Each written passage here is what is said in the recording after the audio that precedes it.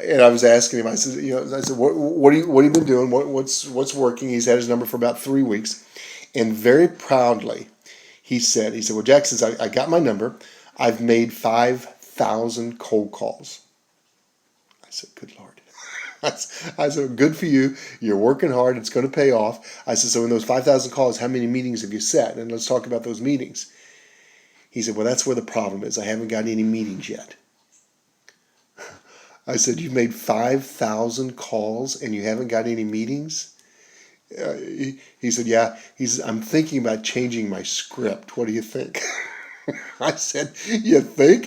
I said, well, you better either change your script or who you're calling, one or the other. I said, so let's go through your script. Let me hear what you're saying. We kind of role-played his script. And when he got done, and I said to him, I was joking, but I wasn't, but I said to him, I said, dude, you might not ever get a meeting with that script.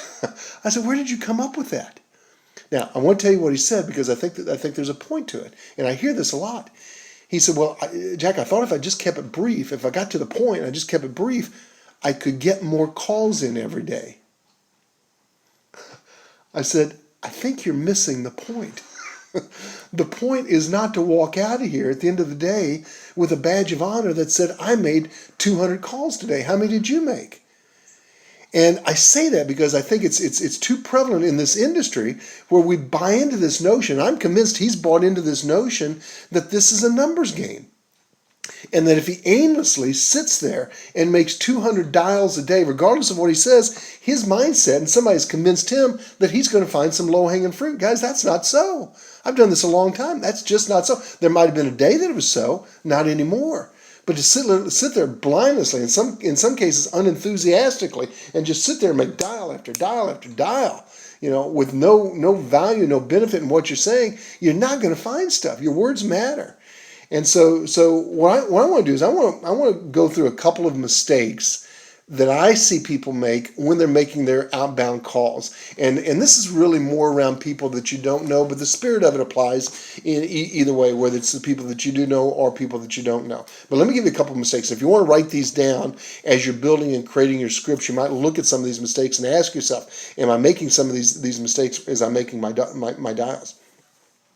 But the first mistake that I see when we make our outbound calls on our telechart, if you will, is there's no benefit statement.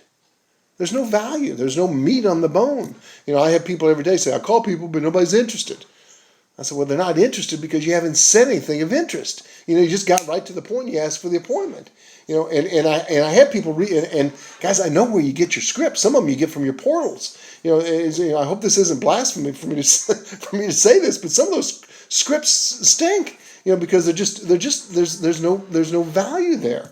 And I hear people every day. I hear people say things like this. They call people up and say, "Hey, Michael, my name is Jack Litz. I'm with Merrill Lynch right here in Boca Raton, part of a wealth management team. And Michael, I was going to be over in your area a couple of days next week. I wonder if I could stop by and introduce myself, tell you a little bit about our team, and see how we could be of value to you, benefit to you." Really? I don't hear any value there. I know you can make a lot of dials like that. I know you can talk to a lot of people like that, and most of them are going to say no because you haven't said anything of interest. And I'll give you some examples of what to do here in a minute. But the first thing I'm going to suggest is look at your scripts and say, is there any beef? Is there any meat on the bone? That's number one. Okay. Here's the second mistake. And I think this is prevalent in our industry, and I think too many people teach this, and I think it's wrong. Is I think too many of us are asking for the meeting, for the appointment, way too soon in the call. Guys, some of you are asking for a meeting to people you don't know in 7 seconds. In the first 7 seconds, you've asked to meet with them, and you've never had a conversation. You've never had a conversation with them. But I hear it all the time. Hey, Michael, my name is Jack Litz with Merrill Lynch, a part of a wealth management team right here in Boca Raton. The reason I was calling, I'm going to be in your area. I wonder if I could stop by, introduce myself, tell you a little bit about our team, how we can help you. Really? You've asked for a meeting to somebody that you don't know in 7 seconds. I know that's what we get taught. I know you're taught to ask for a meeting real quick, but I just don't know that anybody on the other end is responding to that. I wouldn't respond to that, would you? if I hadn't had a conversation. And a guy last week, I was sharing this on a call. A guy last week says, but isn't the goal to get a meeting? I mean, we're told to get meetings. Yeah, I guess. But if I'm sitting next to you before you pick up that phone and I'm coaching you, I'm saying, what's the goal of this phone call? To me, the goal is not to say I'm trying to set a meeting. To me, the goal is to engage them into a conversation, to get off my script, determine is their interest in money. I have a 3 or 4, 5 minute conversation to see at that point. And then after 3 or 4, 5 minutes, then I think I've earned the right to say something like this. Michael, can I make a suggestion? By the way, that's a great lead into asking for the appointment. Can I make a suggestion? Michael, can I make a suggestion? Based on what you're telling me here, why don't you and I get together for a quick cup of coffee? I can learn a little bit more about your situation. I can tell you what other folks who are in similar situations to you are doing.